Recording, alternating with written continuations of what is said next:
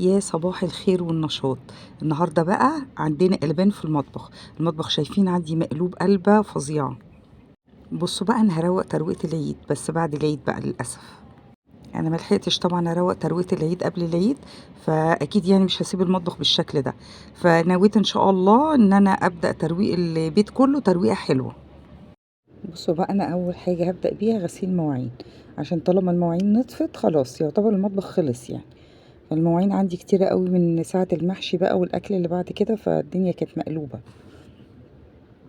كنت عايزة أحكي لكم كده، من يومين كنت مسافرة فقابلت واحدة كانت قاعدة جنبي يعني في المواصلات، فقعدنا ندردش وبتاع، اتعرفنا على بعض.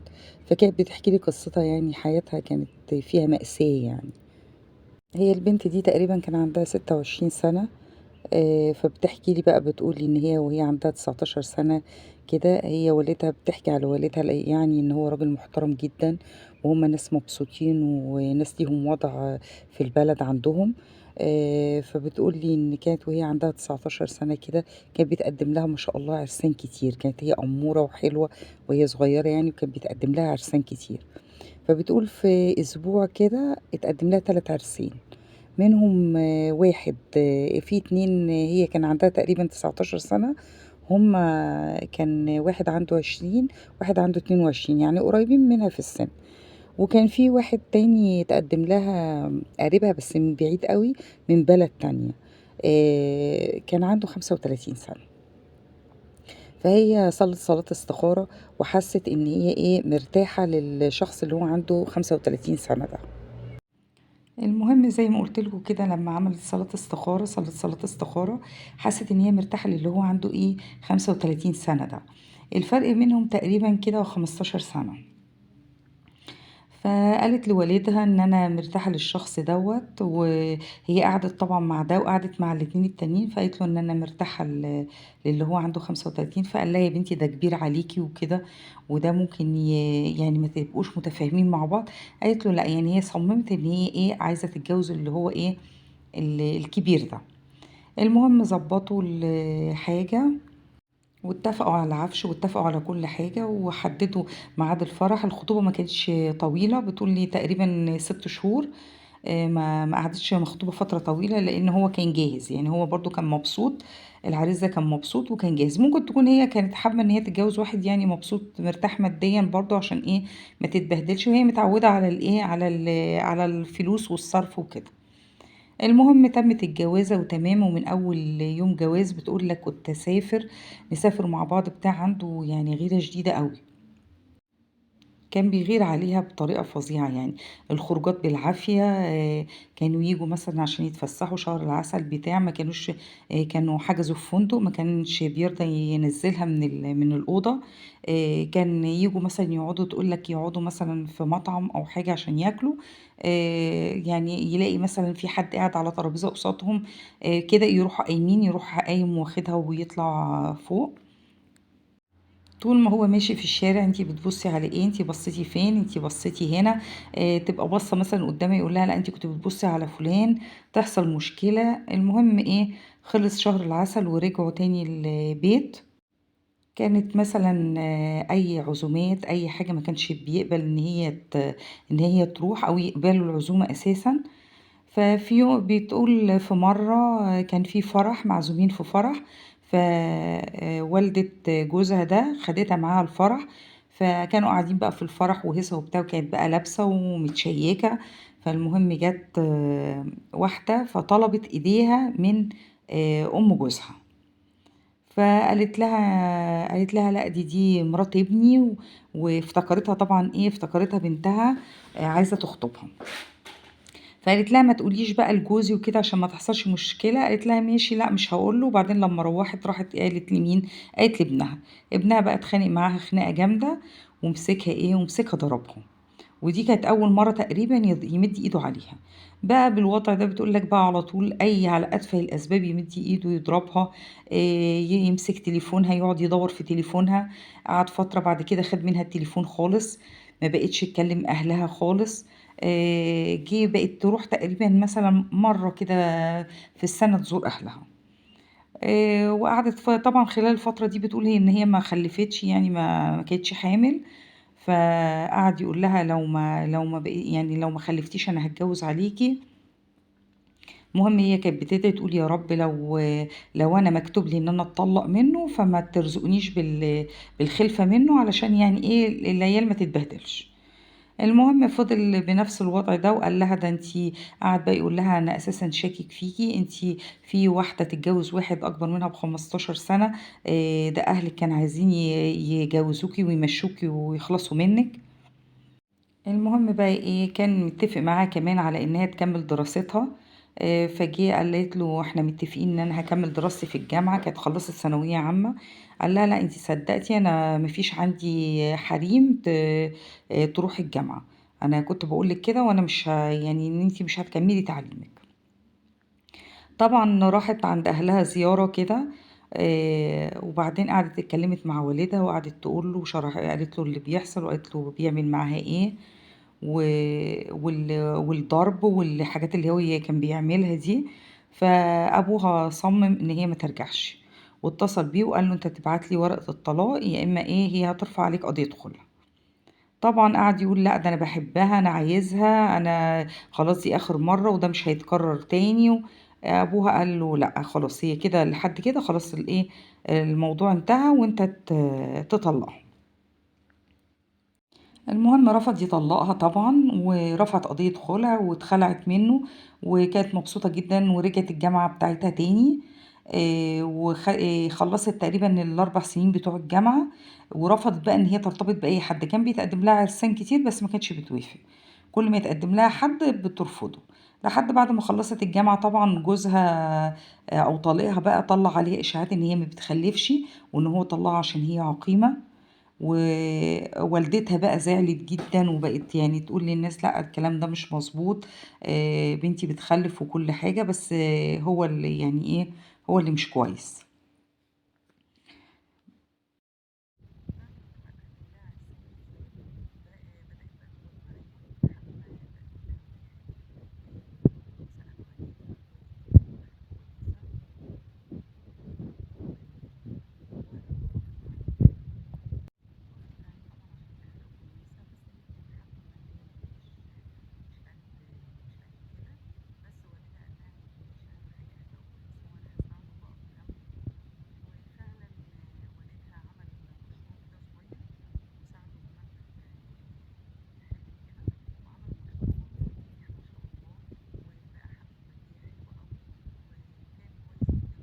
بتشكر فيه جدًا وقعدت تقول لي يعني بجد ربنا عوّضني بيه خير، وبعد سَنة تقريبًا خلّفت ولد، وبعديها بسَنة كمان بعد 5 شهور، لأ بعد 5 شهور كانت حامل وخلّفت بنت.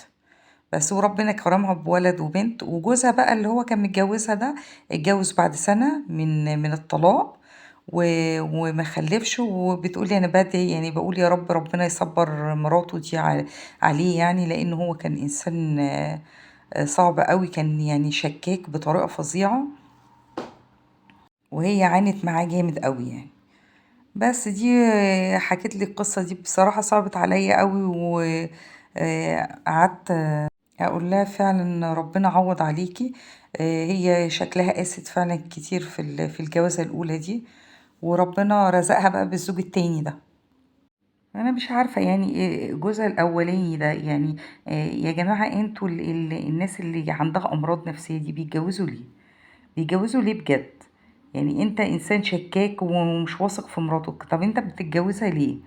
أو واحد بخيل، طب أنت بتفتح بيت ليه وبتخلف عيال ليه يعني طب ما تتجوزوش، يعني اقعدوا من غير جواز، بتبهدلوا بنات الناس معاكم، وطلاقات والطلاقات كترت والعيال الصغيرة دي اللي بتتربى في بيت الجد والمعاملة الوحشة.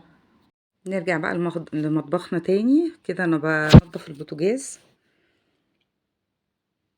البوتاجاز بصراحة كان مش نضيف خالص، تعبني بجد، يعني شوفوا أنا غسلته ييجي 3 مرات دلوقتي، بس البوتاجاز لمّا بينضف تحسي إن المطبخ كله نضف.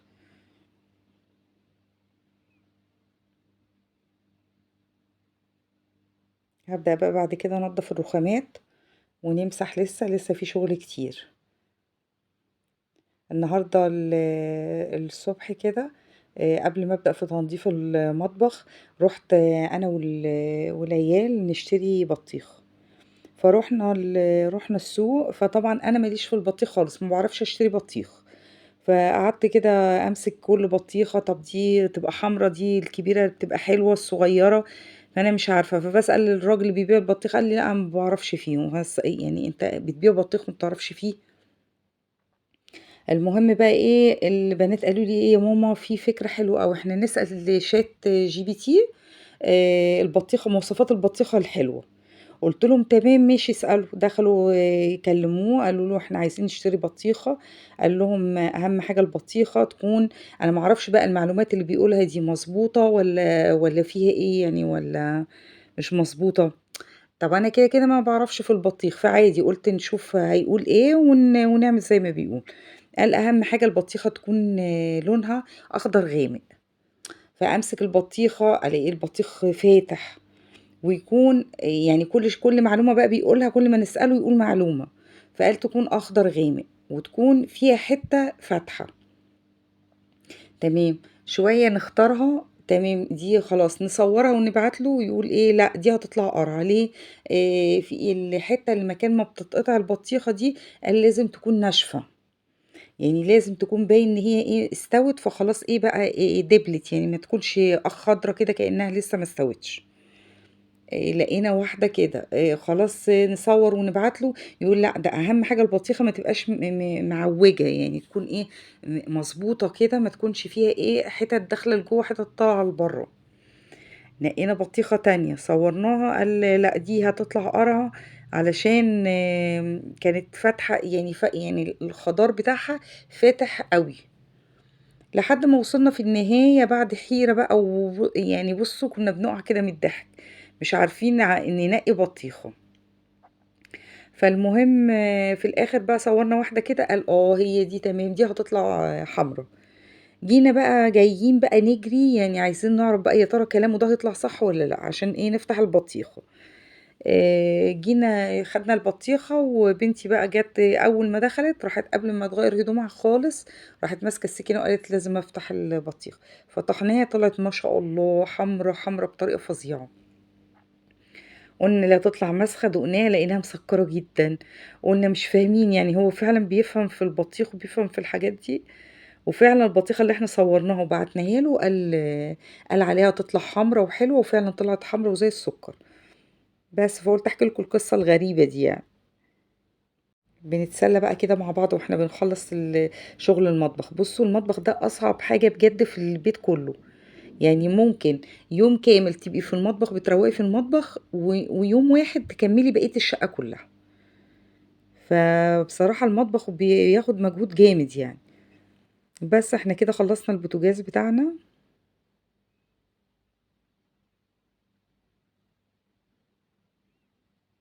لسه برضو في شغل تاني كتير. لسه بقى الحوامل بتاعته دي عايزة تتغسل، انا عشان ايدي على طول في البوتاجاز وفي الحاجة.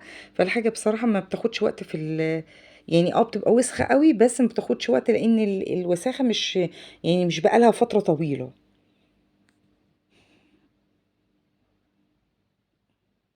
بحب اعمل بذمة وضمير بصراحة. في فيديو برضو عايزة اعمله لكم بعد كده تنظيف التلاجة، وفي فيديو نعمله دي تنظيف الديب فريزر. بصوا بقى انتوا هتستغربوني قوي في الحاجات دي، يعني انا جيركن الصابون لازم اغسله وانضفه قبل ما احطه في الرف بتاعه. اي حاجه بستخدمها بغسلها. ازازه الكلور اغسلها، الجيركن بتاع الاوكسي بغسله. بصوا اي حاجه هتلاقوني بغسلها. ازازه الزيت حتى هتلاقيني غسليها.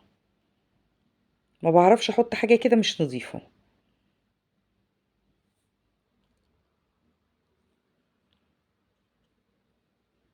انا كان في واحده بتساعد معايا في البيت، كانت بتروق معايا واستغربت قوي على ان انا بغسل ازازه الكلور قبل ما احطها في الضلفه.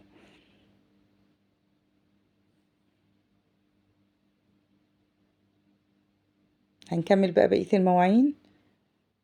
انا بريح شويه، يعني ما بعرفش امسك مثلا المواعين كلها اخلصها وبعدين اشتغل، لا بعمل كده شويه ارجع للمواعين تاني، لان المواعين لما بتبقى كتيره بتزهق. لسه بقى ما فكرتش هنعمل اكل ايه النهارده، بس شكلا كده هناكل كشري، لان احنا امبارح عملنا معاكم القلب والكلاوي، النهارده وكلنا طبعا ايام العيد كلها لحمه، فالواحد بصراحه من اللحمه زهق.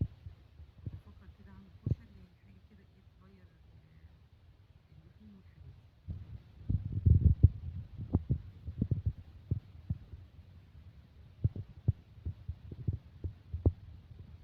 جاب السلكه بتاعت المواعين دي اختراع، يعني انا طول عمري بغسل بالسلك اللي هو العادي دوت، وبحب قوي احط كلور على الصابون السائل، بس في ناس كتير بتقول ان الكلور ده غلط، دي حاجات مش حلوه. بس انا متعوده بقى على ان انا احط، بدات يعني اقلل شويه، بس برضه لازم احط شويه كلور كده على الصابون السائل، وبستخدم سلكه المواعين اللي هي بتاعت زمان دي القديمه، بس بعد ما استخدمت السلكه دي دلوقتي بقت السلكه التانيه دي حلوه قوي، اولا ما بتصديش وبتاخد وقت في ان هي تبوظ يعني، لكن السلكه التانيه دي كنت بستهلك فيها كتير جدا وكانت متعبه للايد، وكانت مجرد تقطعي حته تغسلي بيها شويه مواعين وبعدين تحطيهم على جنب، تبص تلاقي ايه السلكه صفت، تضطري تجيبي واحده تانيه. فخلاص دلوقتي بستخدم السلكه اللي هي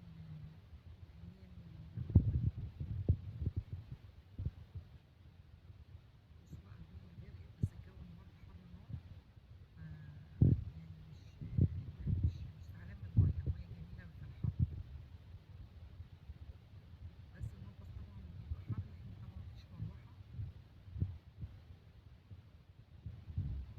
كل ايام بقى الحر دي انا بصوا اي حاجه فيها بلبطه في الميه بعملها، يعني تلاقوني مواعين، اغسل حيطان، اغسل سجاجيد بتاع اي حاجه فيها ميه بتبقى حلوه قوي، بتخلصي شغلك كله في الصيف، عشان في الشتاء بقى ما بتقدريش تعملي الحاجات دي خالص، الميه بقى والساعه بتبقى صعبه قوي. انا مش عارفه، انا شويه هنزل في الحوض باين كده، بطلع المواعين اللي غطسانه تحت دي في الحوض، وهبدأ أغسل فيها واحدة واحدة. المواعين بجد كانت كتيرة جدا جدا، أنا فضيت كل اللي في التلاجة، وكان حتى عندي حلل فيها حاجات فضيتها، واللي مش عايزاه رميته. لا المواعين بجد، كل السكاكين شايفين، كل السكاكين وسخة، معالق الأطباق كل حاجة وسخة. إن شاء الله بقى بكرة أعمل لكم فيديو، خلاص المطبخ نضيف اهو زي الفل، هعمل لكم فيديو بقى، بس مش عارفة أعمل إيه والله، لسه مفكرتش. النهاردة أكيد هعمل كشري يعني، بس بكرة مش عارفة.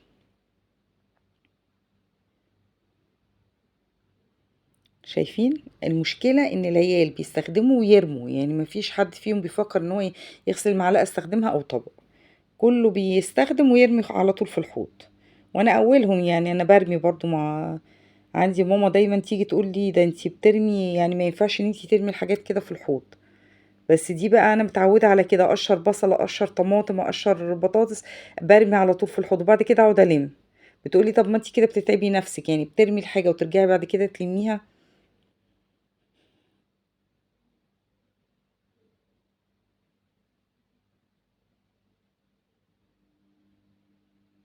يعني ببص على بنتي جاية من ورا كده، فبخاف حد يخضني، دايما بيعملوا الحركات دي معايا.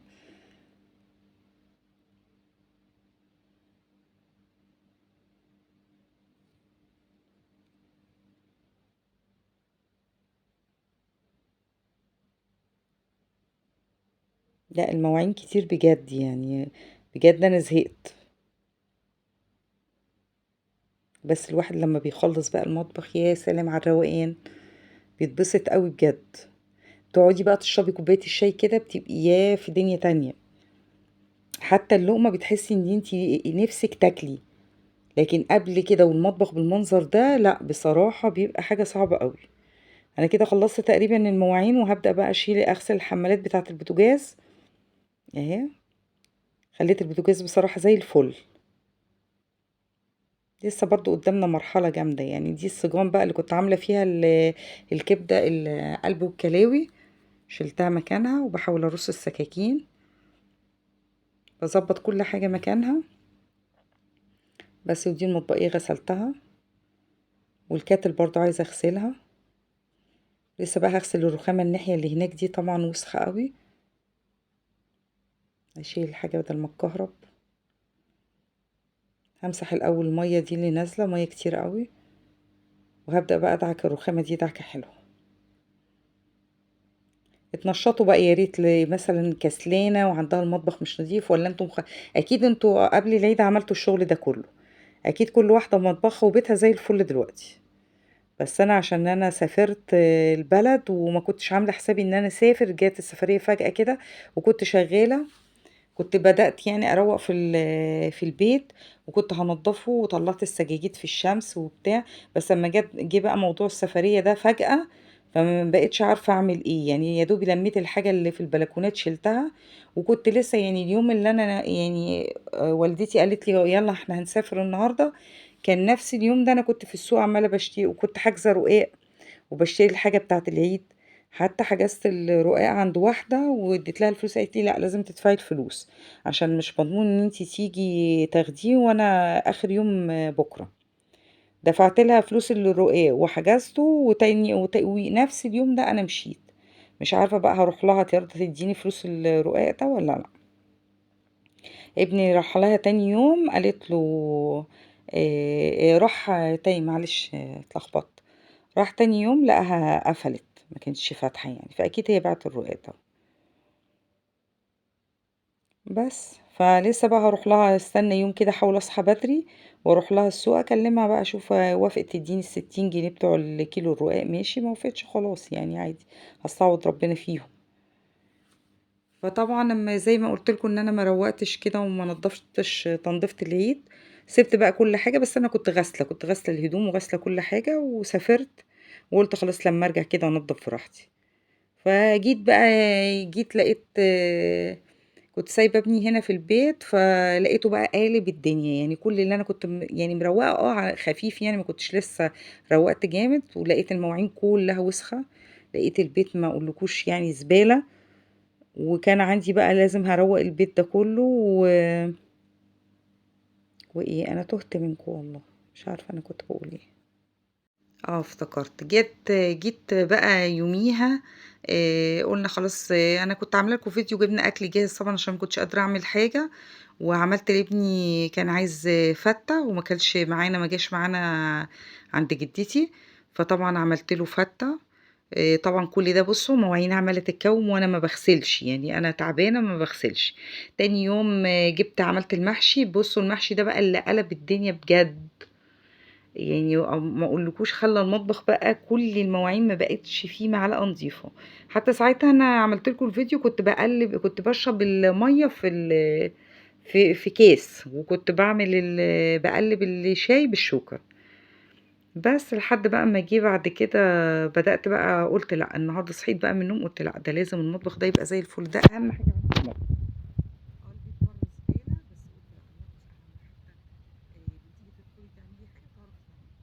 بدأت بقى أروق وأنضفه كده. وحتى بعد ما خلصت المطبخ والعيال بقوا يدخلوا المطبخ يقولوا ماما احنا عايزين نفرش وننام في المطبخ من النظافة.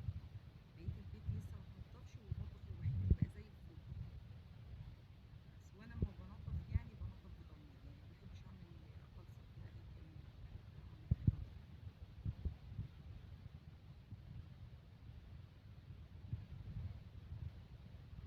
بصوا بقى الحاجات دي كلها اتغسلت، لسه هبدأ أرص فيها. بس ما نخلص كده البيت. بصوا شايفة بقى خلاص بقى اشتغل. أكل اللحمة حلوين بقى كده، والكشري جميل.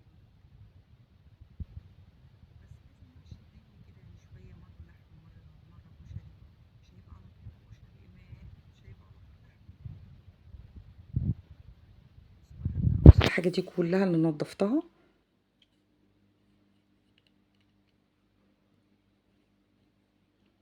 وفي نفس الوقت شغالة الغسالة.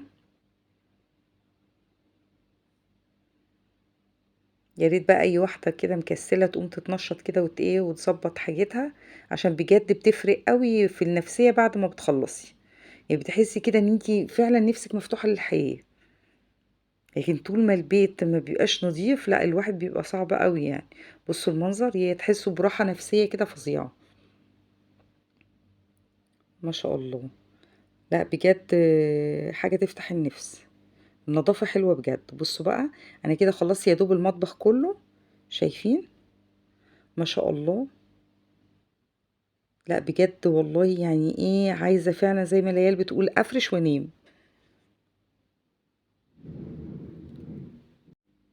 هبدأ بقى اخر حاجة بعد كده هعمل ايه، همسح الارض. همسح الارض وافرش السجاد، عشان دي بقى ايه، اخر اخر خطوة يعني.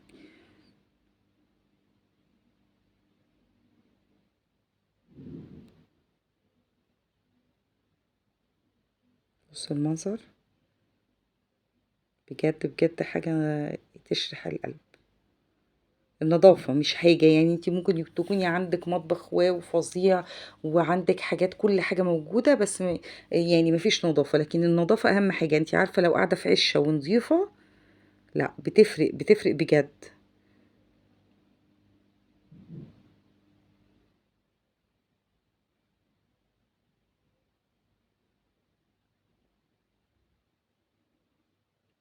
بصوا، هلم بقى الزبالة كده. هو الإسدال بس مكعبلني شوية، حاسة ان هو على وشي. بس كل الإسدالات عندي طويلة كده. بس دلقت بقى شوية مية كده بشوية اريال وكلور عشان ننضف الأرض.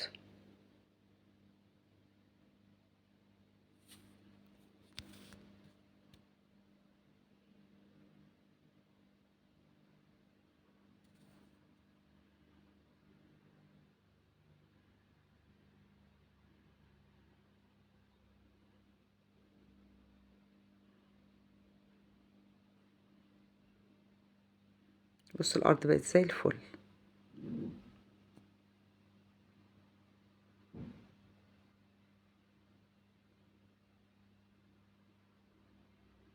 بس كده خلاص، هجيب المساحة بقى وامسح.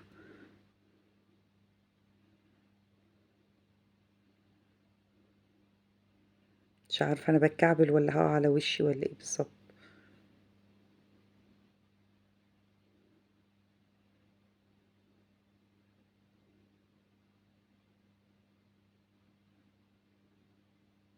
هدلق بقى مية عشان اشطف الارض وابدأ امسحها بالمساحة.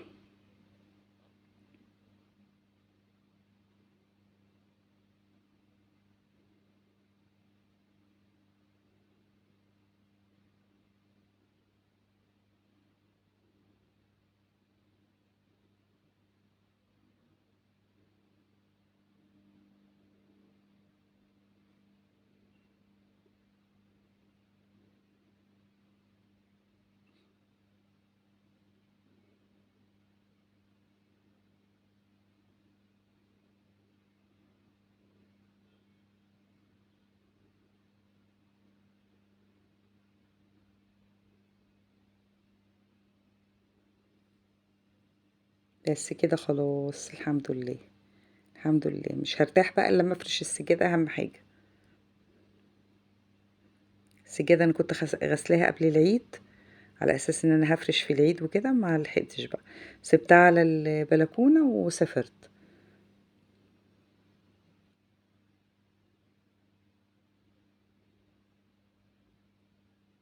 بصوا، هي السجادة صغيرة كده، بس هي برضو بتعمل جو في المطبخ.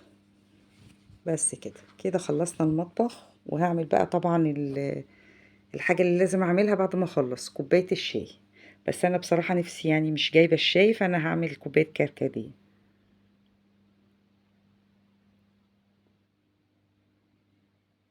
الحمد لله كده خلصنا المهمة بتاعتنا. المطبخ بقى زي الفل. الورد بقى اهم حاجة، احط بتاعة الورد دي جنب كوباية الكركديه. بس شغلت الكاتل وهبدأ بقى اعمل الكوباية. يا ريت بقى ما تنسوش الاشتراك في القناة وتفعلوا زر الجرس عشان يوصلكوا كل جديد. واللايك بقى، ما تنسوش بالله عليكم اللايك.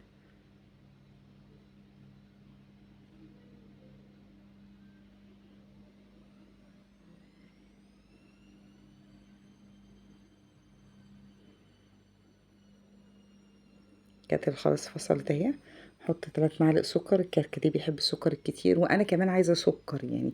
بعد المجهود الجامد ده محتاجه سكر كتير. إيه رأيكم بقى؟ بُصّوا بقى دي بقى اللي هتضبط دماغي بعد المجهود الفظيع اللي أنا قُمت بيه ده.